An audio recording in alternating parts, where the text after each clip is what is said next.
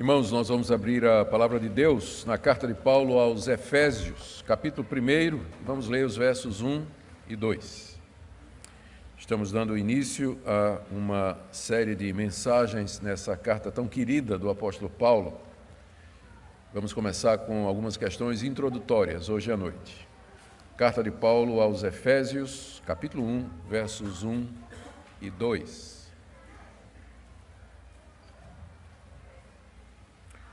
Dá um tempinho para a criançada sair, porque o pessoal que fica lá atrás não consegue ouvir enquanto não saem as crianças.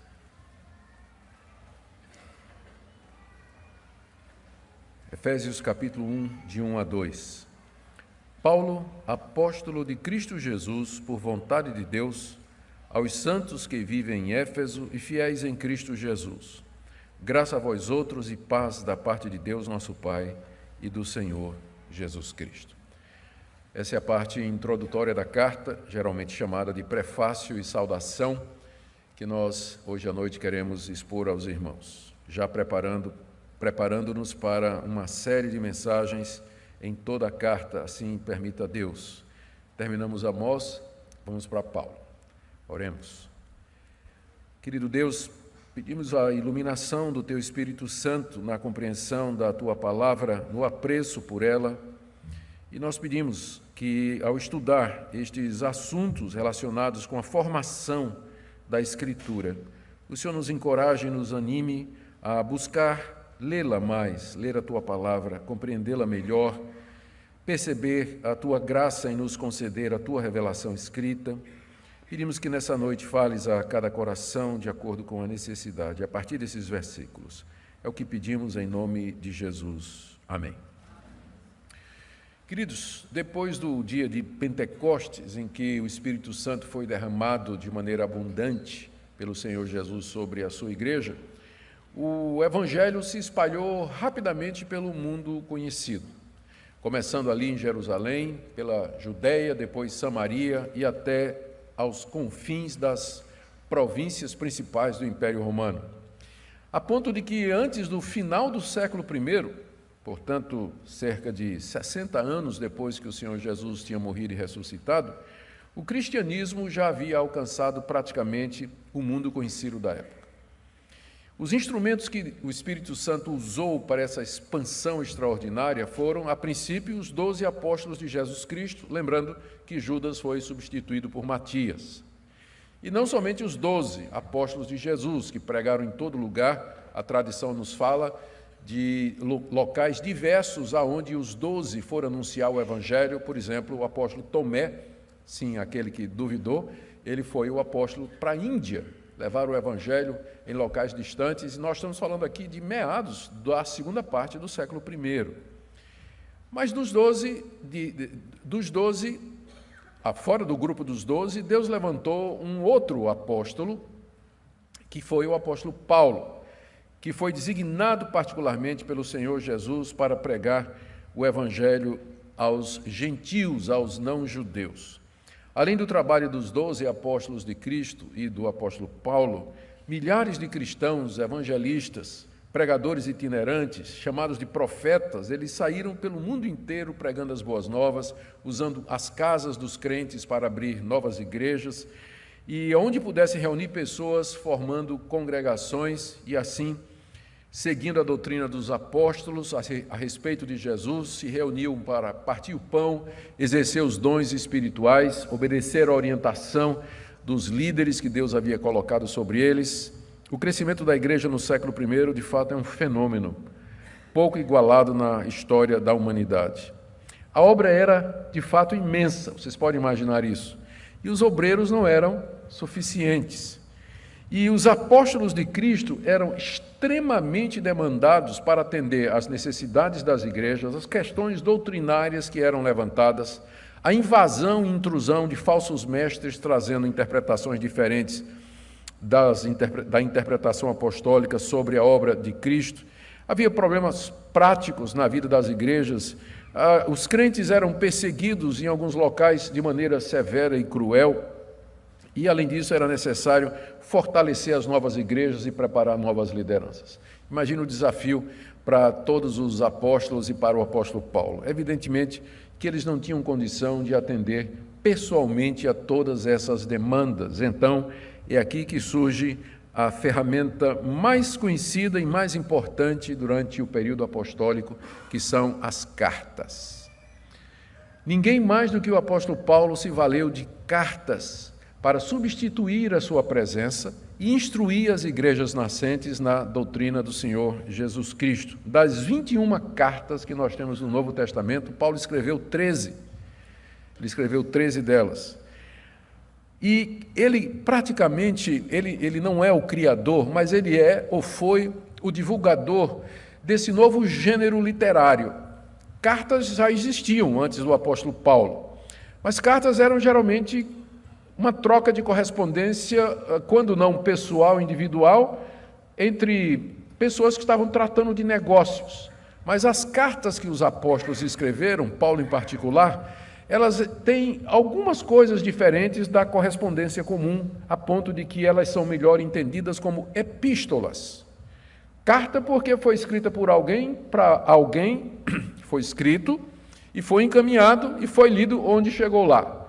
Mas era como se fossem sermões, exortações, orientações feitas pelos líderes, os apóstolos e seus associados, às igrejas nascentes. As cartas dos apóstolos, as epístolas, diferentemente de uma carta normal, eram para ser lidas nas igrejas e recebidas com autoridade, como se o próprio apóstolo estivesse ali falando e dizendo aquelas coisas. Para vocês terem uma ideia da importância das epístolas nesse período de expansão do cristianismo, geralmente os apóstolos terminavam as cartas com uma bênção: que a graça do Senhor Jesus Cristo seja com todos vós.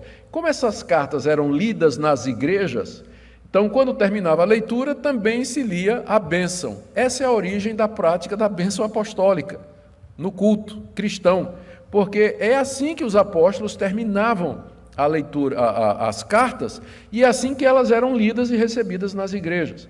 Então, esse novo gênero literário, epistolar, nasce com o cristianismo. E não é de admirar, porque o cristianismo, na verdade, ele não somente trouxe boas novas de salvação, mas ele provocou a imaginação. Ele criou novos gêneros literários, como, por exemplo, as epístolas, os evangelhos. Não existe nada parecido com isso na literatura do mundo grego. É um gênero próprio da cristandade que surgiu para atender a necessidade de você espalhar ou falar da pessoa de Cristo, mas destacando aqueles pontos que tinham a ver com a evangelização e a conversão das pessoas. É isso que os evangelhos são. Eles não são biografias no sentido que nós conhecemos, mas são evangelhos, boas notícias. E não só isso, o cristianismo traz também um período novo na música, criando e provocando novas composições, aderindo ou aumentando, adicionando ao repertório judaico do cântico de salmos. Os cristãos elaboram hinos, eles elaboram cânticos espirituais, e criando assim uma modalidade que não havia antes. E não só isso, mas em todas as demais áreas, o cristianismo, até o dia de hoje, sempre provoca, ele estimula a criação, porque essa revelação, sendo de Deus, ela tem um poder de adaptação extraordinário. Você vê que existem cristãos em todas as culturas, em todos os países, em todas as línguas. É uma religião extraordinária, por assim dizer, feita realmente para se adaptar em todo e qualquer lugar, sem perder a sua essência, sem perder o seu fundamento, provocando com isso novos estilos musicais, provocando com isso novas perspectivas sobre arte, influenciou a Europa na Reforma Protestante, trazendo impacto na área da educação, da economia, no surgimento da moderna ciência e por aí vai. Nós poderíamos passar a noite toda falando do poder criador do cristianismo, mas só vou ficar aqui nesse ponto, que uma das criações do cristianismo é exatamente esse sistema chamado epistolar,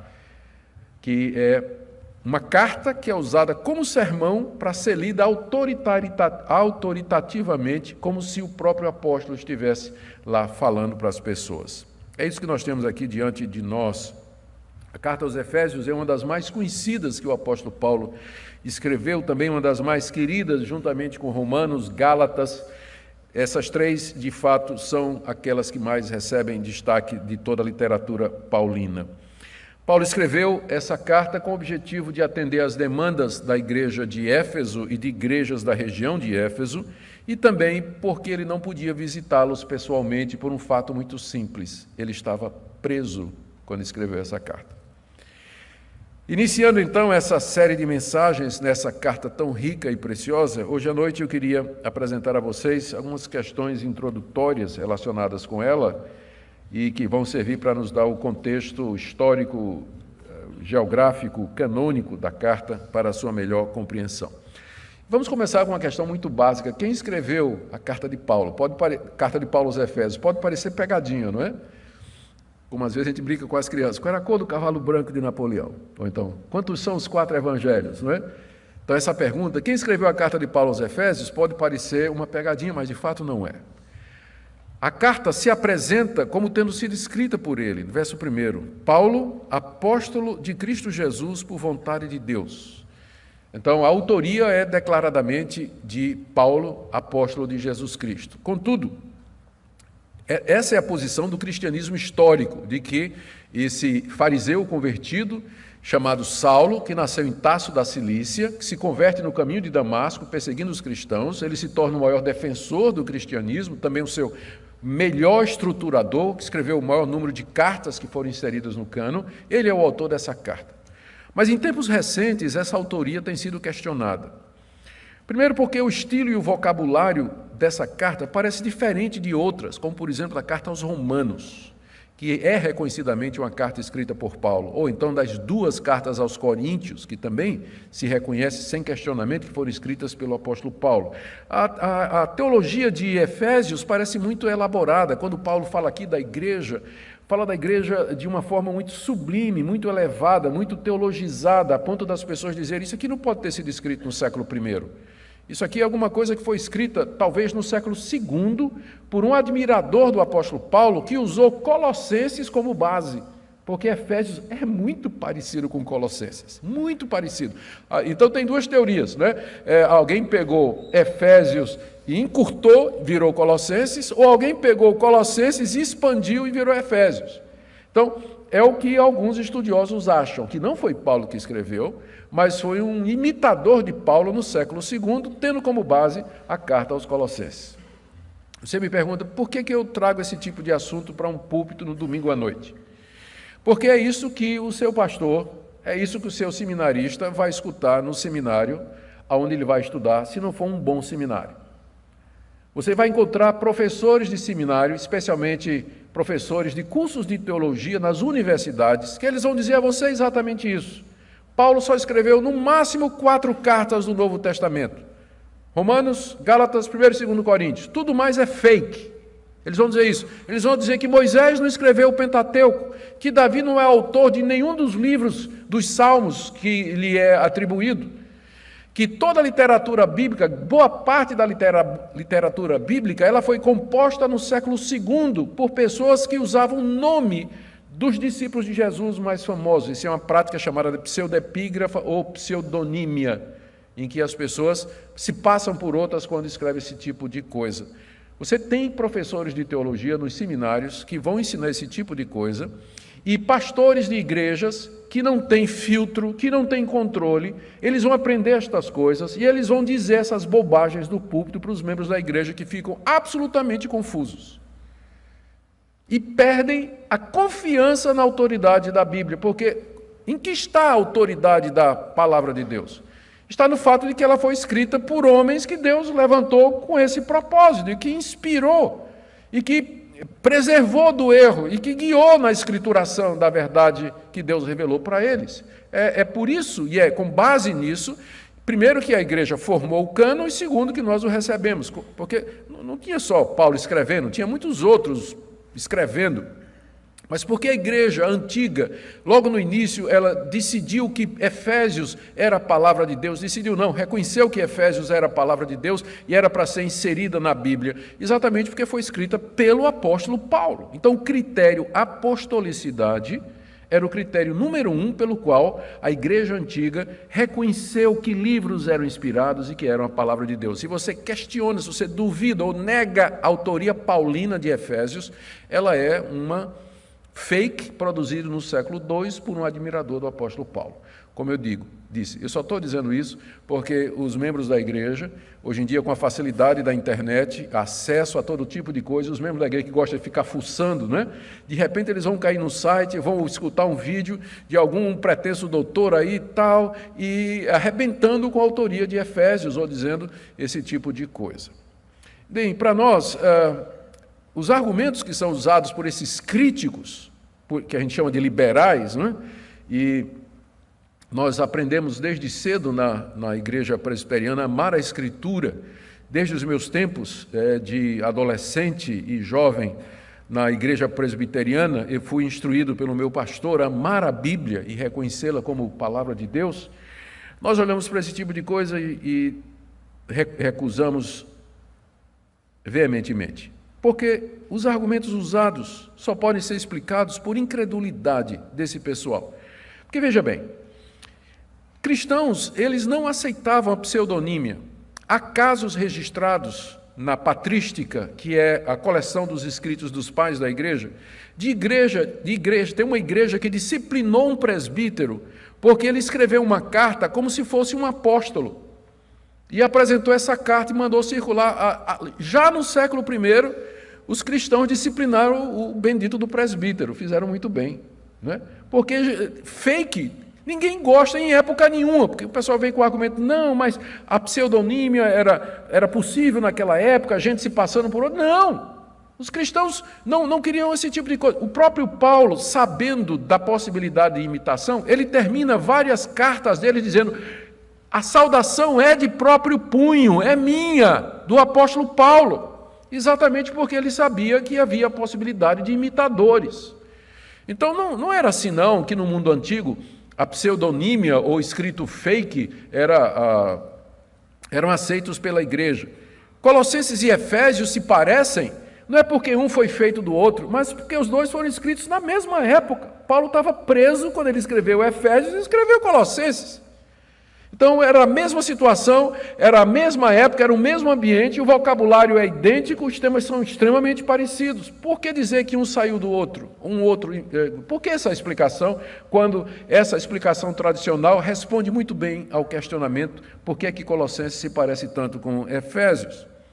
E se o estilo e o vocabulário da carta aos Efésios é diferente de Romanos, é porque as cartas foram escritas em períodos diferentes da vida do apóstolo Paulo.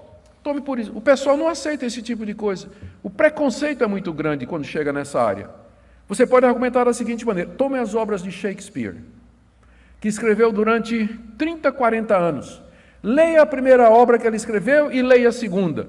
E faça uma comparação do vocabulário e do estilo e diga se foi a mesma pessoa. Você vai chegar à conclusão de que se os critérios são esses, não foi, só que foi. Com os anos, a gente muda vocabulário, a gente muda estilo. Eu, quando comecei a pregar, quando resolvi pregar no profeta Amós aqui na igreja, eu recorri à primeira vez que eu preguei Amós, que foi também nessa igreja, na primeira vez que eu fui pastor aqui no final da década de 80, 87 a 91. Eu fiz uma série sobre Amós. Estava guardadinha, papel amarelinho, faz o quê? Quase 30 anos, não é isso? 20 e poucos anos, estava lá. Eu disse, está tudo pronto. Eu só vou tirar lá vou nem precisar preparar sermão. Gente, quando eu peguei o primeiro sermão em Amós, capítulo 1, que eu digo, não, eu não posso pregar isso. Hoje eu não diria eu não mudei de opinião, mas eu não diria aquilo que eu disse há 25 anos atrás da mesma maneira que eu diria hoje. Muita coisa mudou.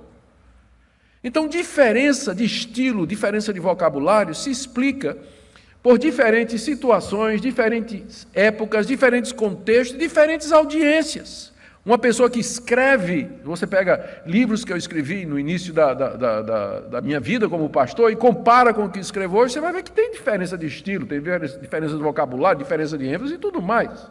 Então, pegar isso para dizer que Efésios não foi escrito por Paulo porque não é igual a Romanos, só se explica esse tipo de crítica como sendo incredulidade mesmo e uma disposição de desacreditar a Bíblia e com ela o cristianismo, mas é o que os nossos pastores, alguns pastores das igrejas de alguns de vocês que estão nos visitando, eles vão encontrar nos seminários que eles vão fazer nas universidades públicas, nesse seminário de fundo de quintal, onde os professores se preparam lendo livros de teologia que eles não têm como discernir se é bom ou ruim, porque livro de papel cabe tudo, né?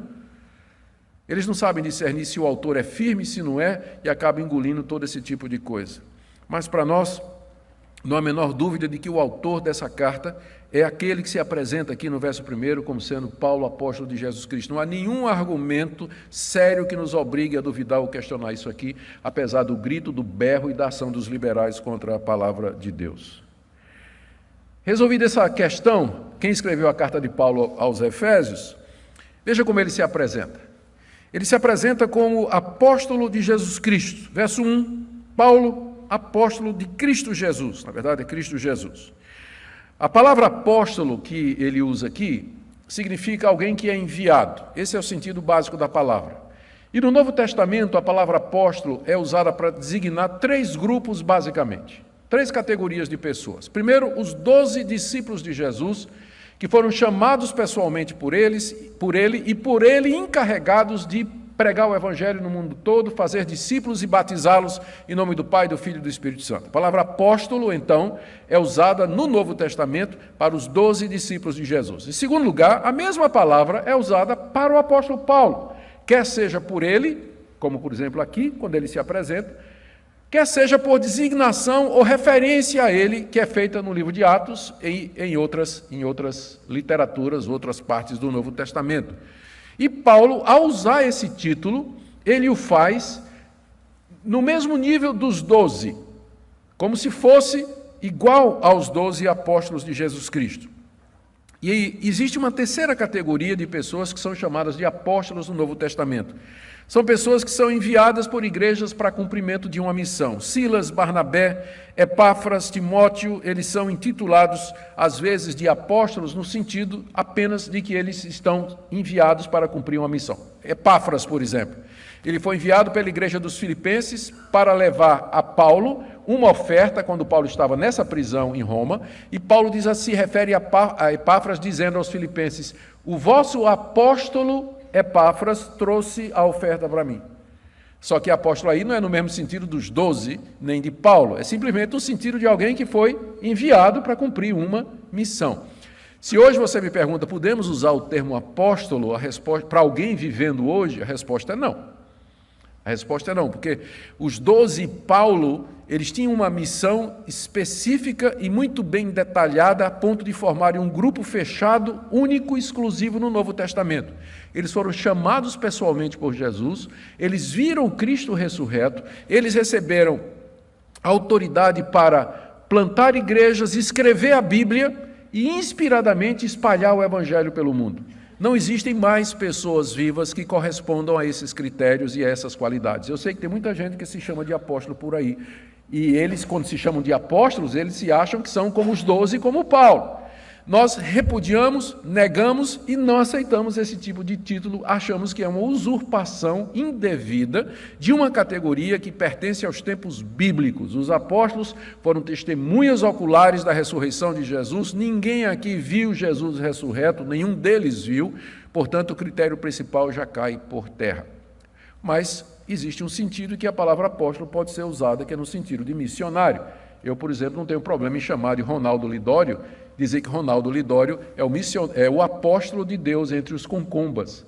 Ele foi pregar o evangelho lá em Gana, na África, na tribo concomba, e lá plantou uma igreja, onde ninguém tinha ido antes. Então, nesse sentido, ele é um missionário, um enviado para pregar o evangelho. Então, nesse sentido, eu não tenho dificuldade. Só que ninguém que usa o título hoje usa nesse sentido, né?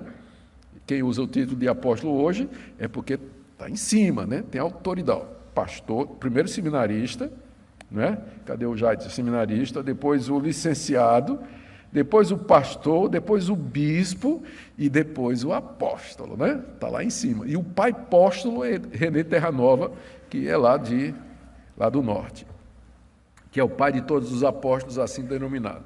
Paulo aqui, então, ele se designa como apóstolo, porque ele sabe que ele foi levantado por Deus com a mesma autoridade dos 12 para anunciar o evangelho entre os gentios. Por isso, Cristo lhe apareceu no caminho de Damasco. E ele, embora chamado fora de tempo, ele reconhece que foi chamado fora de tempo, em nada ele se vê inferior aos 12 apóstolos de Jesus Cristo. Ele diz em seguida que ele é apóstolo de Cristo Jesus por vontade de Deus.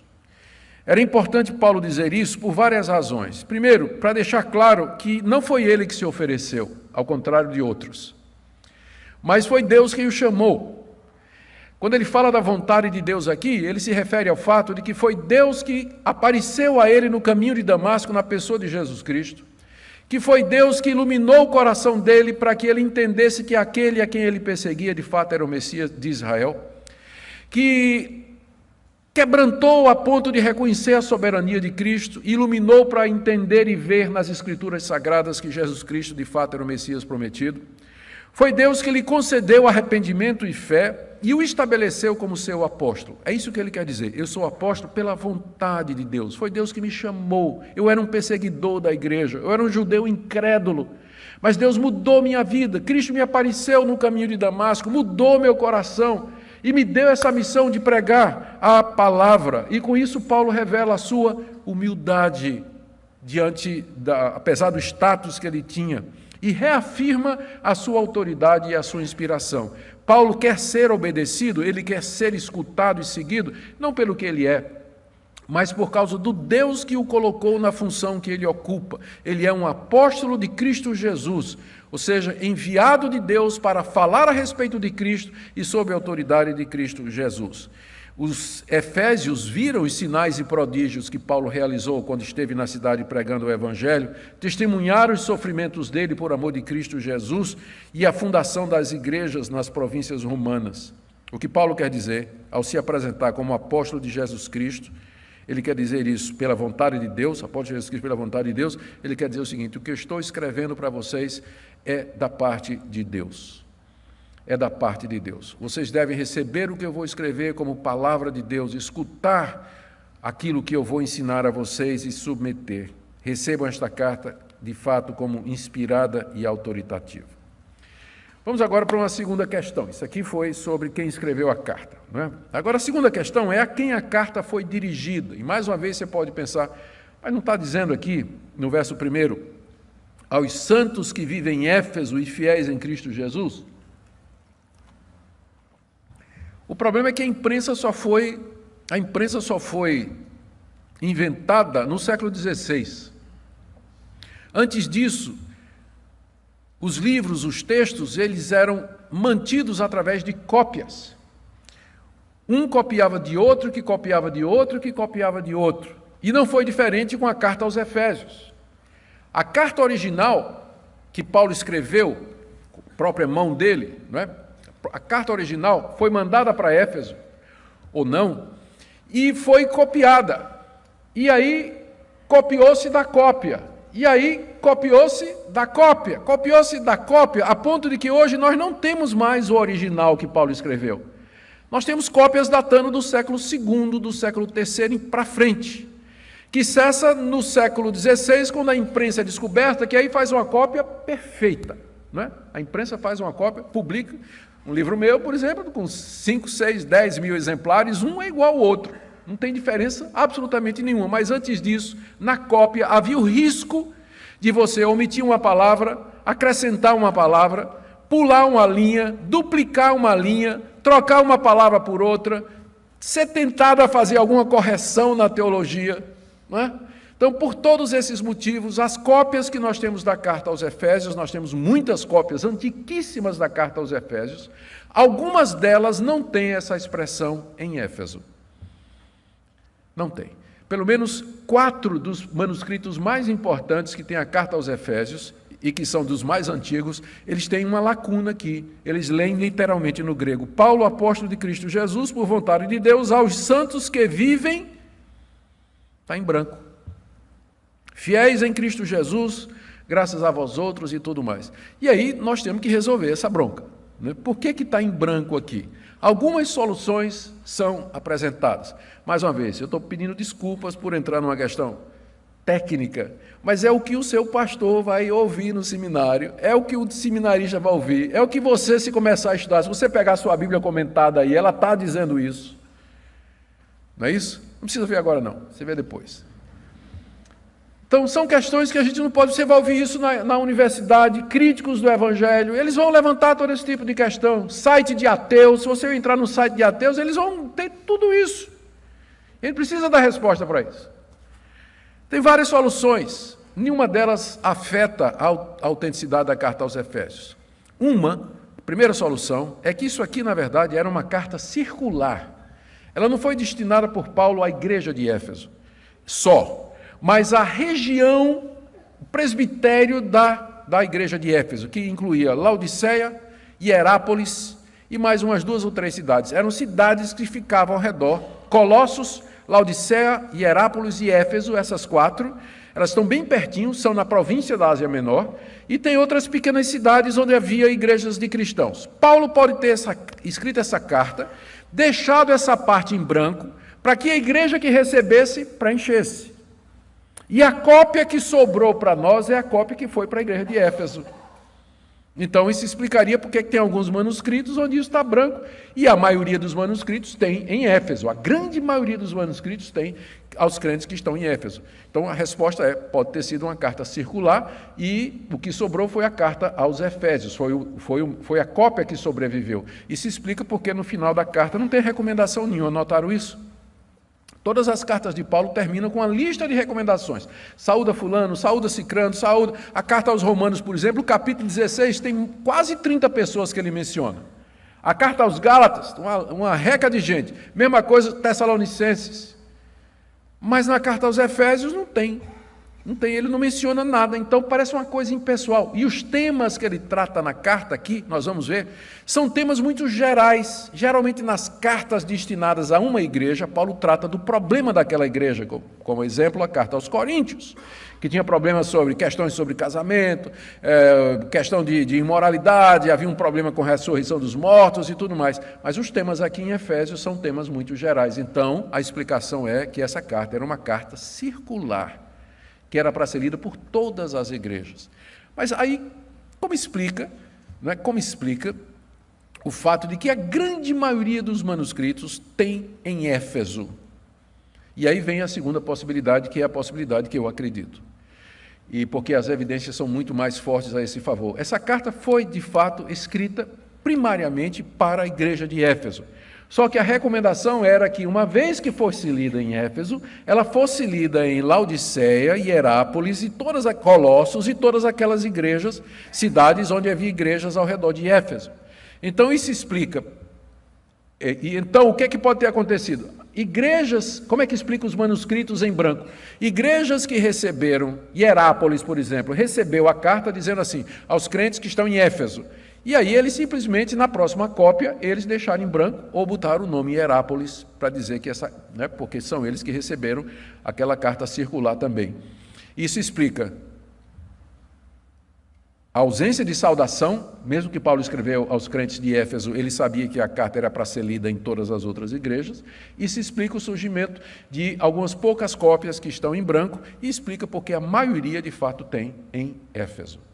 Então, essa é a nossa conclusão. E então, se for em Éfeso, vamos então nos perguntar que cidade era essa, não é? A Éfeso era uma das grandes cidades do Império Romano, juntamente com Roma, juntamente com Corinto. Ela era a capital da província da Ásia Menor e naquela época tinha 250 mil habitantes, é um pouco maior do que Caruaru, não é? Não, né? Caruaru tem o quê? 1 milhão? Mas 250 mil habitantes, foi brincadeira com o pessoal de Caruaru, mas naquela época uma cidade com 250 mil membros era uma cidade de porte, né? Hoje em dia é um bairro aqui da cidade, né? 250 mil habitantes. Mas Éfeso tinha essa quantidade, 250 mil de pessoas, era uma cidade situada estrategicamente na confluência de várias estradas principais do Império Romano, e era uma cidade portuária, então o comércio ali era muito grande. E tinha uma coisa que alavancava, que turbinava o comércio, é que ali em Éfeso estava uma das 7 maravilhas do mundo antigo, que era o templo da deusa Diana. Lá em Éfeso estava o templo da deusa Ártemis ou Diana, que era considerada uma das 7 maravilhas do mundo antigo. E havia um comércio muito grande, que era baseado na venda de nichos, de santinhos, de imagem da deusa Diana, que era, a cidade de Éfeso era considerada a guardadora de uma imagem de Diana que tinha caído do céu à terra. Aquela imagem estava preservada lá no grande templo dedicado a Diana. E junto com isso, e havia um comércio muito grande de venda de imagem, de santinho, de todo esse tipo de coisa. E junto com isso, como o culto à deusa Diana envolvia artes mágicas, é o que a gente chama as religiões de mistério do mundo greco-romano, havia também em Éfeso uma grande escola de bruxaria. Como é que a gente descobriu isso? Isso a gente não sabia até meados da década passada, do século passado.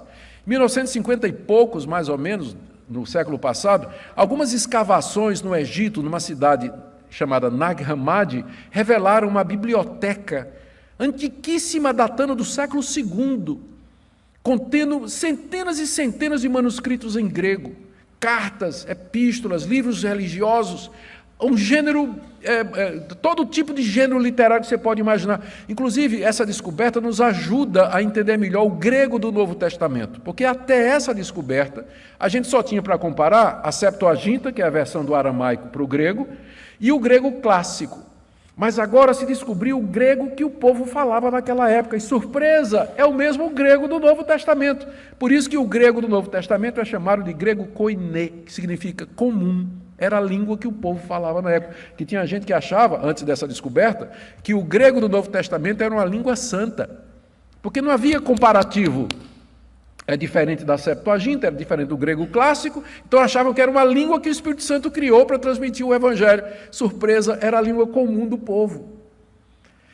E nessa biblioteca, sabe o que acharam? Papiros mágicos de Éfeso. Papiros mágicos de Éfeso, encantamentos, mal olhado, prosperidade, para você amarrar na boca do sapo, aquele escritinho assim, né? Dizendo assim, esse aqui, ó, desejo morte eterna e sofrimento sem fim para o meu inimigo. Você fechava, estava na boca do sapo e costurava. Encantamento, magia. Quando a gente lê em Atos 19, a gente descobre lá que quando Paulo esteve em Éfeso, teve a conversão de muito bruxo e feiticeiro, a ponto de que eles queimaram livros de magia lá na praça pública da cidade. E essa descoberta confirma isso. Porque contém os famosos encantamentos que eram feitos lá na cidade de Éfeso, nessa escola de bruxaria. Então, havia um comércio muito grande em torno do templo da deusa Diana, em torno dessa escola de bruxaria, de encantamentos. Era uma cidade mística, mergulhada na superstição, na idolatria, uma cidade rica, abastada, cosmopolita, plural, multicultural por conta da sua situação. E é lá que Deus envia o apóstolo Paulo para pregar o Evangelho. E Paulo se refere a eles aqui, nós estamos discutindo a quem foi escrita a carta, não é? Paulo se refere a eles ainda no verso 1, dizendo, vocês são santos, aos santos que vivem em Éfeso.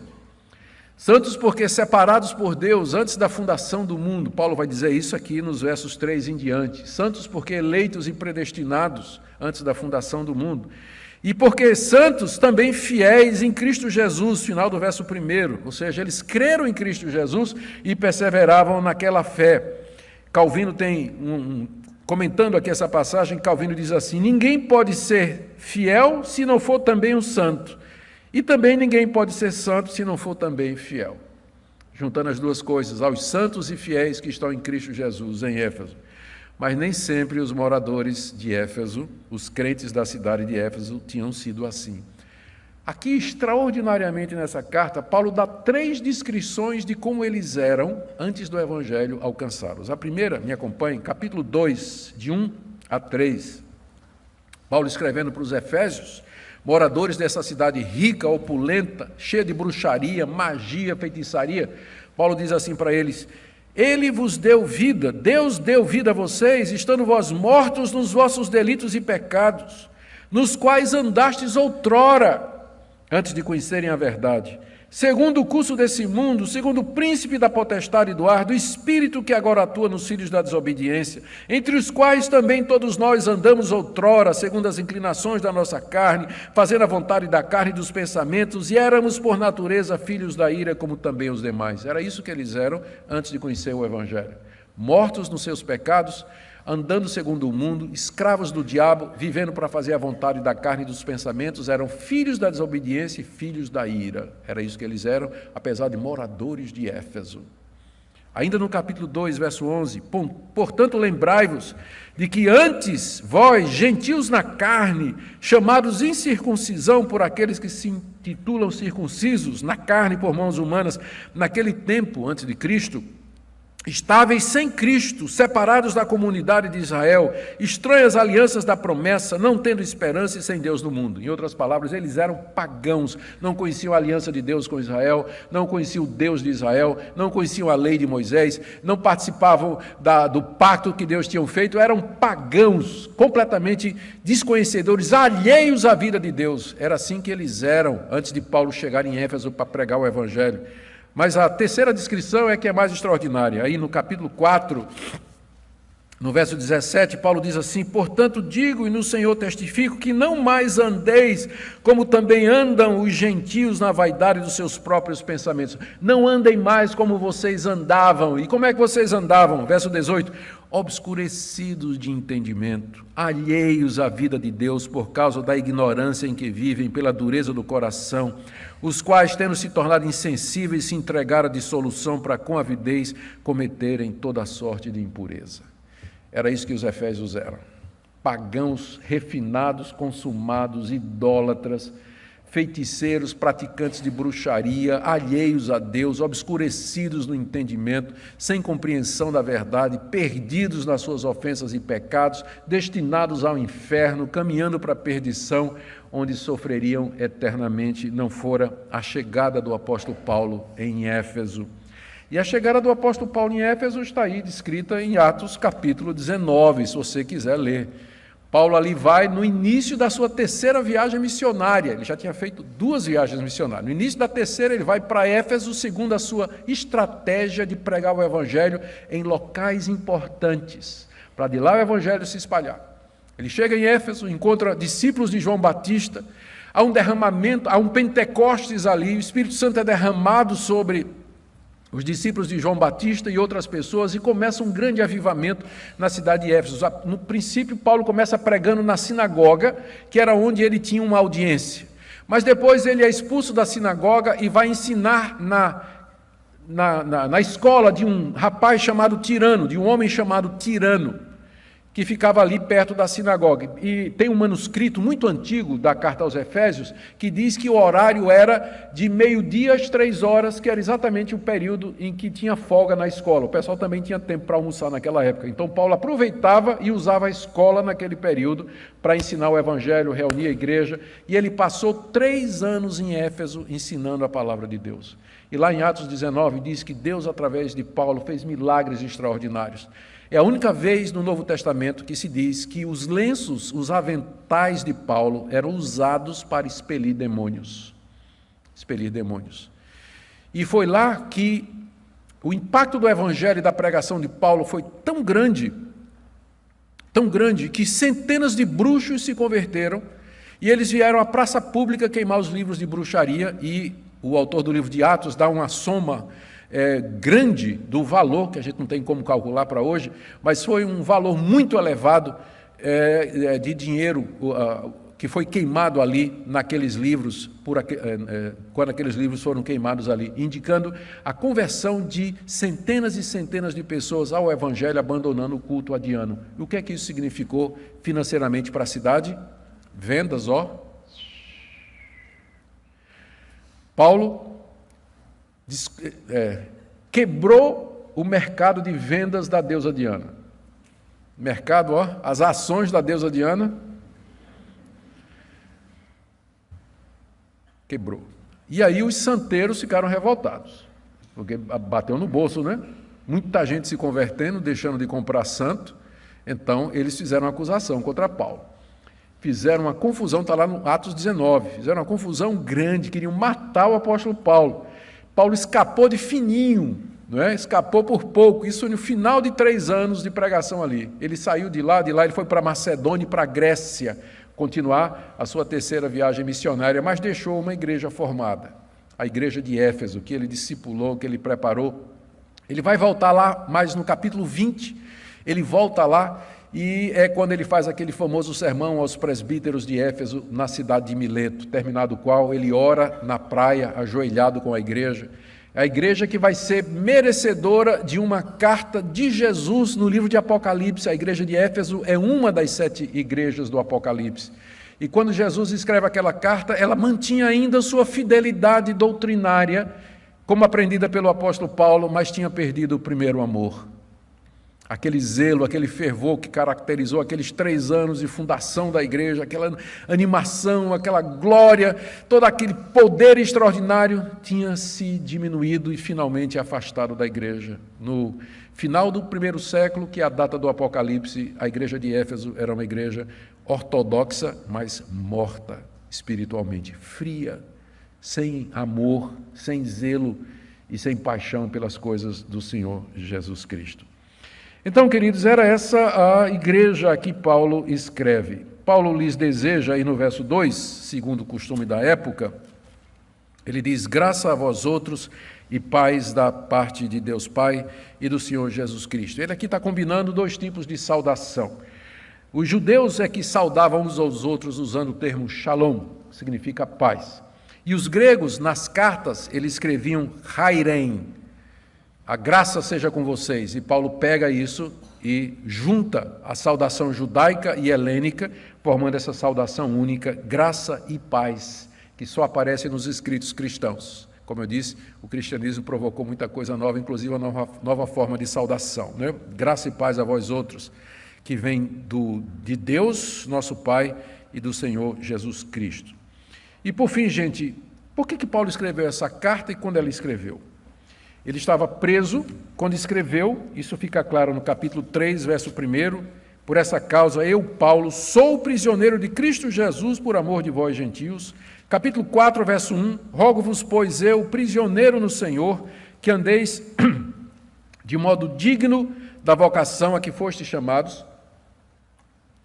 E no capítulo 6, verso 19 e 20, quando ele diz assim: orem por mim para que me seja dada no abrir da minha boca a palavra para com intrepidez fazer conhecido o mistério do Evangelho, pelo qual sou embaixador em cadeias, para que em Cristo eu seja ousado para falar como me cumpre fazê-lo. Mais uma vez, existe discussão a respeito do lugar onde Paulo estava preso. Tem 2 possibilidades. Se vocês lembram a história, que está narrada no livro de Atos, Paulo tinha ido a Jerusalém para o dia de Pentecostes, para se encontrar com os líderes da igreja e trazer aquela oferta que nós estamos estudando lá em 2 Coríntios, pessoal da segunda-feira. Quando Paulo finalmente consegue convencer os coríntios, e estamos estudando também na escola dominical, né? Quando Paulo consegue convencer os coríntios a completar a oferta, ele vai para Jerusalém levando a oferta. Quando ele chega lá, acontece uma coisa que ele não estava contando. Ele é preso. Os judeus fizeram a maior confusão, prenderam o apóstolo Paulo e... porque Paulo apela para ser cidadão romano, é que ele não foi chicoteado ali em frente do povo, no meio daquele tumulto. Ele consegue ir para a cidadela de Cesareia, que é uma cidade fortaleza militar que foi erigida por César Augusto, em homenagem ao seu nome, chama de Cesareia. Paulo foi levado para lá e lá ele ficou preso durante 2 anos, aguardando o julgamento. É nessa época que aparecem aqueles governantes que querem ouvir o testemunho de Paulo, aparece Festo, aparece Félix. Um deles diz assim: Paulo, por quase pouco, por tão pouco você acha que vai me transformar em cristão? Outro diz assim: as muitas letras que fazem dele lá. Lembra desse episódio? Tudo isso aconteceu quando ele estava preso em Cesareia. Alguns acham que foi nesse período que ele escreveu a carta aos Efésios, quando estava em Cesareia. Depois de algum tempo em Cesareia, ele apela para Roma. Ele diz: eu quero ser ouvido pelo imperador. Ele tinha direito, porque ele era cidadão romano. E aí então ele é levado a Roma, e vocês conhecem a história no livro de Atos. Sofre naufrágio, não é? O navio se parte, eles vão parar numa ilha de Malta. Lá Paulo cura o pai do dono da ilha, muita gente se converte lá, de lá finalmente eles conseguem chegar em Roma, e Paulo chega como prisioneiro, aluga uma casa e passa pelo menos 2 anos ensinando a palavra de Deus. É assim que acaba inclusive o livro de Atos. Então a segunda possibilidade é que ele escreveu lá de Roma. Essa é a possibilidade mais aceita, que Paulo escreveu na prisão em Roma e não em Cesareia, e é a posição que nós vamos tomar aqui. Portanto, a data é o ano 60 ou 61. 6 anos depois, 5 anos depois, Paulo vai morrer em Roma, decapitado pelo imperador Nero na Via Ápia. Então essa carta foi escrita cerca de 5 anos antes dele ser martirizado ali mesmo nas ruas de Roma. Ele escreveu essa carta provavelmente porque tomou conhecimento de que a sua prisão tinha causado aflição naquelas igrejas, particularmente em Éfeso. O pessoal estava preocupado de que Paulo, o grande pregador do evangelho, estava preso. Paulo então escreve essa carta maravilhosa com o objetivo de instruir os crentes a respeito de vários assuntos, consolá-los e fortalecê-los na palavra de Deus. Eu quero terminar então perguntando, o que é que a gente pode aprender de tudo isso?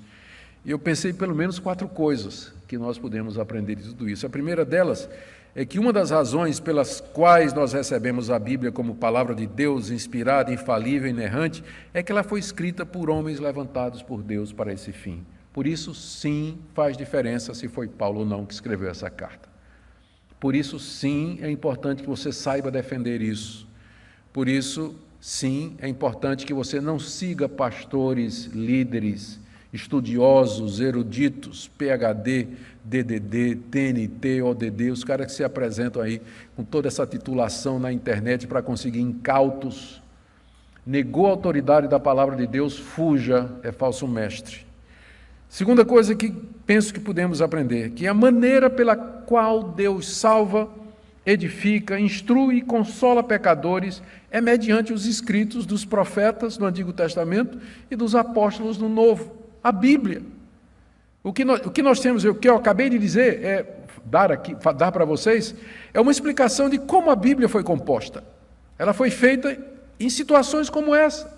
E Deus se deu ao trabalho de fazer isso e de preservar esse texto que nos chega até o dia de hoje, com quase absoluta segurança, exatamente porque é a maneira pela qual Ele vai nos falar. É claro que se Deus quiser, Ele pode aparecer a você numa revelação, num sonho, numa visão, mas a maneira ordinária, normal, comum de Deus nos falar é através destes livros, dessa literatura que Ele inspirou e que Ele fez produzir no tempo e no espaço, levantando instrumentos humanos para isso, inspirados por Deus infalíveis. Terceira lição. A prisão de Paulo não estava nos planos dele, não estava. Mas foi dessa forma que Deus criou as condições necessárias para ele escrever as 4 cartas da prisão: Efésios, Colossenses, Filipenses e Filemon. Foi na prisão de Roma que ele escreveu essas 4 cartas. E a última lição que eu quero tirar é que o Evangelho é poderoso para transformar pecadores. Essa introdução fala disso. Paulo, fariseu, perseguidor, incrédulo, inimigo dos cristãos, transformado na estrada de Damasco. Aos efésios, pagãos, idólatras, imorais, longe de Deus, transformados em santos e fiéis. O poder do Evangelho para mudar pessoas. Por isso eu termino dizendo a você que tem negligenciado a sua Bíblia. Pense no grande e grave pecado que você está cometendo. Você que é cristão, tem 2, 3, 4 versões da Bíblia em casa e elas estão lá pegando poeira porque você não lê. Você não lê, você não estuda, você não medita nela. Que grave crime você está cometendo contra Deus, que se deu a esse trabalho todo para dar a você palavras de vida, pelas quais você deve ser edificado na verdade e na santificação. Uma palavra também para você que tem amigos e familiares descrentes, pelos quais você ora e pede a conversão deles há muito tempo. Não desista. Pensa na conversão de Saulo, pensa na conversão dos efésios. O poder do Evangelho para transformar as pessoas mais improváveis. Não desista do seu amigo, não desista do seu familiar, talvez do seu cônjuge, talvez dos seus filhos. Não desista. Mas persevere na oração, na comunhão com Deus, suplicando que o Evangelho faça esse milagre extraordinário que é a conversão de pessoas. E por último, talvez você está aqui nessa noite frustrado porque as coisas não aconteceram do jeito que você queria. Você tinha planos, mas nada saiu de acordo com o que você planejou. Você tinha sonhos e você está igual aquela menina Greta, né, que apareceu lá na ONU para dizer: vocês roubaram meus sonhos. Então você talvez esteja da mesma forma dela, né, com seus sonhos frustrados, roubados e tudo mais. O apóstolo Paulo também tinha sonhos, mas eles foram frustrados. O plano dele era ir para Roma pregar o Evangelho. Quando ele chega em Jerusalém, ele é preso. Não aconteceu como ele queria. Passa 2 anos em Cesareia e pelo menos mais 2 em Roma. Mas por trás da frustração dos planos de Paulo estava a sabedoria de Deus, porque foi nesse período que ele escreveu essas 4 cartas que alcançaram muito mais pessoas em 2000 anos do que ele jamais alcançaria se tivesse solto, saindo para pregar o Evangelho nos rincões do Império Romano. Por isso, em vez de você ficar frustrado porque os planos não saem exatamente do jeito que você queria, pergunte a Deus o propósito dele e veja a mão de Deus, mesmo quando as coisas não saem de acordo com o que você planejou. Você planejou casar, Deus não lhe deu um cônjuge, não lhe deu esposa, não lhe deu um marido. Você planejou uma vida de felicidade com alguém, isso não aconteceu. Você planejou que os seus filhos todos andariam um dia no Evangelho, seriam motivo de alegria, graça e gozo. Também não é exatamente assim que aconteceu. Você planejou que seu negócio ia prosperar e que você ia ter dinheiro suficiente para uma vida tranquila e está aí você apertado. Em vez de ficar magoado com Deus, irritado com Deus, frustrado com Deus, de mal com Deus, com o mundo e com todo mundo e com a vida, veja como Deus pode pegar planos frustrados e usar para a sua glória, de uma maneira que está muito além da sua imaginação. O que Deus requer de nós é que nós confiemos nele, naquilo que ele disse: todas as coisas cooperam juntamente para o bem daqueles que amam a Deus, mesmo quando você não entende. Amém? Pai querido, nós pedimos que essa palavra console o nosso coração, nos dê ânimo, coragem, desejo de ler a Tua palavra, estudá-la e recebê-la como ela é, a palavra de Deus. Te damos graças por homens como o apóstolo Paulo, que o Senhor levantou, os 12 apóstolos de Cristo, os primeiros missionários e missionárias que levaram Tua palavra em todo lugar. Nós bendizemos o Teu nome e Te louvamos, agradecidos em nome de Jesus. Amém.